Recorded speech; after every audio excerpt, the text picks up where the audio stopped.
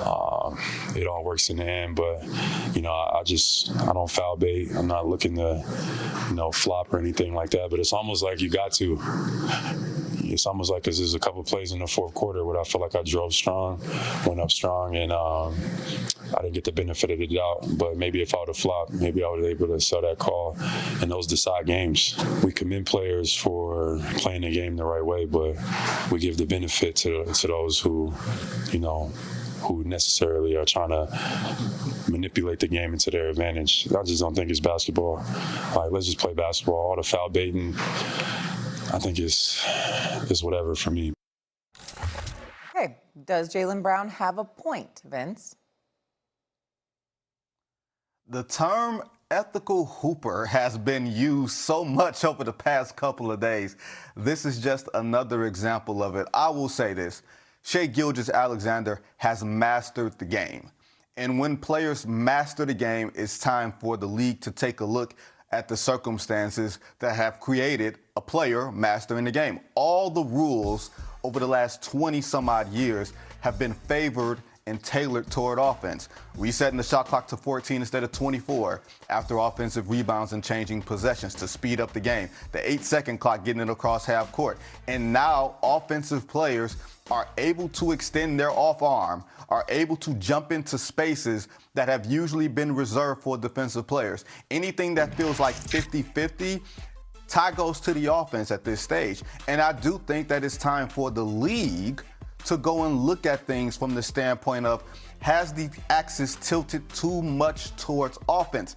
That's not a fault of Shai Gilgeous-Alexander. That's him knowing the rule book and knowing exactly how he can exploit the rules to his advantage. He goes to the line as much as anybody. And the reason that he gets such great looks in the fourth quarter when he's going 7 for 8 and doesn't get a hand in his face is because defenses are afraid to touch him or to get near him because they know the consequences. And when that happens, it's not a pretty thing. Nobody likes to see foul baiting. You hear it a lot of times in locker rooms, even in games that don't have anything to do with Oklahoma City or foul baiters. It's just, hey, I don't like that part of the game. The league needs to do something about it. I tend to agree. I don't blame or hate on Shai for it. I blame the league for tilting things so much toward offense that defenses no longer have a chance. Wendy. Yeah, so what he was talking about last night here, Shai, was multi-fold. I think he's talking about the fouls 4 and 5 that were called on him in the fourth quarter of this game. And neither one of them involved Shai. One was with Chet falling down on a rebound, we see right here. Actually, not right here, but and then another one was with Alex Caruso, where he barked at Shai and said, that's not basketball, or at least barked it out loud. I don't know if it was at Shai. So there was a couple of things here. He's also still upset that he got ejected from the game in San Antonio the other night. And I will say this, Shai, Jaylen is going to be first-team All-NBA. He's also going to be first-team All-Interview team because he is very real on the court and he's very real in his interviews. And what he said after this game was, I know the league knows I'm right and I should have been ejected because they didn't fine me. And not only did he go at the officials in the game here, he went to the locker room and then tweeted about the officials, which is usually going to draw a reaction from the league. And so he's got a point there.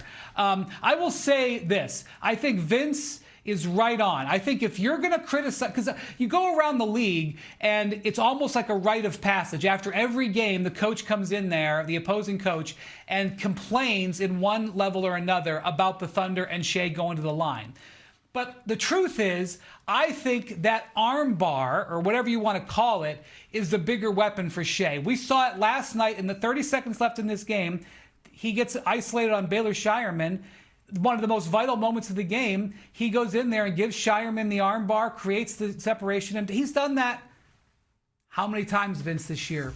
200? Watch this. This is deemed a clean play in the NBA. Shireman goes back. That's deemed a clean play. And Shai knows this. This is nothing wrong with this play. This is okay. And Shai uses this to his advantage over and over and over. And it's one of the reasons why he's such a killer in these moments, because he's got the full package with this. And so if you're, and this is what Steve Kerr talked about this the other day. I think Steve Kerr has the right approach here. He's not going to complain about calls that Shea gets. I think if you're going to try to attack this and try to do something with the rules, it's that play right there that they could petition the league to adjust. Because right now, that's allowed. There's nothing wrong with that, no matter how much anybody wants to complain. Do you agree with that, Vince? That's maybe what they should adjust? Yeah, I think it's a weird thing when you tell an offensive player that he can extend or use that offhand to ward off a defender. But if your hand or arm is anywhere near him, then the foul gets called on you. Like, the offensive players, the skill level of today's players is so high. The general thing that you hear from coaches and players is they don't need any more help. Shai Gilgeous-Alexander is good enough on his own that he does not need more help from you, i.e. the league office or the rule book, to help him get to where he's getting to. I don't think that Shai is exploiting it anymore. He's exploiting it better than other offensive players. That's why the term ethical hooper is always being used in locker rooms by players, and not just players at the end of the bench. These are great players that are coming up and having these conversations amongst themselves, with media, with our recorders off, asking us, hey, what am I supposed to do with stuff like this? There's players in the immediate aftermath of games that will have clips waiting to show you in the locker room and say, what am I supposed to do with that? How am I supposed to defend that? And my answer is, I don't have an answer. Get out the way. And I don't think fans, to be perfectly honest, I don't think fans want to see such an offensive imbalance. I think there was this thought that fans want to see offense. Fans don't want to see 75, 73 games. They don't. What fans want to see is great competition, and great competition often means great defenses having a chance. Wendy, final word. Go ahead. I will say this, Shai. Sorry. I will say this. The fastest way in the league right now to get somebody to screw up their face is to mention the Thunder. The Thunder do so many things so well. They've drafted well, they've traded well, they've developed well, they've set themselves up well. Their arena deal is the best arena deal in the modern times. You know, they coach well, you know, and Shai gets these fouls well or doesn't get these fouls well. And there's rampant jealousy and enviness, and people complain about the Thunder left, right, and center. And I'd like to congratulate the Thunder on reaching that level, because that's when you know you've made it, when everybody is complaining about you, and that is definitely the era we are entering in the NBA. Yeah, that's what happens. I apologize to absolutely no one. Period.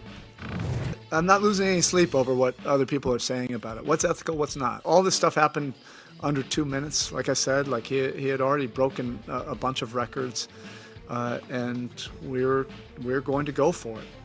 It was just an amazing moment, you know, to be a part of that, and I would do it 10 times out of 10 again for Bam. I'm apologizing to nobody about this. I think most of the people that probably made comments, they didn't watch the game. You know, that's irresponsible or unethical, right? I love it. Spo is hot. He's defending his guy. Bam, one of the great players in this league. What is your reaction to that, Wendy? Look, I loved everything he said here, because this is the perfect storm of people to be in their feelings because of the way the game ended with all the foul shots, and because it was breaching a Kobe Bryant mark. Everybody was going to have a feeling on that. And I think that what Eric Spoelstra is saying is there's a ton of unethical stuff going on in the basketball right now. Teams are shutting down star players in the first half and third quarter in tanking situations, and this is what you're going to get angry about? He wants to celebrate this moment. I am a big believer in being a celebrator over being cynical, especially when it comes to enjoying a regular season basketball game. I am with him. And Bam, by the way, also backed it up after the game, saying, of course I stayed in the game and went for the mark. What would you have done? I was 7 points away, and I applaud what Bam said as well. Monica? Listen, I'm here for all of this. I echo Wendy's statements. I echo Spo's statements. Y'all act like this is happening every other Thursday. It literally took 20 years for this to happen again. Everybody shut up and just ignore the 83 points. And for me, as a native of the Washington, D.C. area, I'm looking forward to the Wizards being better. There you go. And I will say this. I remember a couple of years back, Klay Thompson had 60 and Steve Kerr sat him, and none of us applauded that either. So I'm here for it, Bam. Enjoy the moment and enjoy the record as number 2 all-time individual scoring in an NBA game.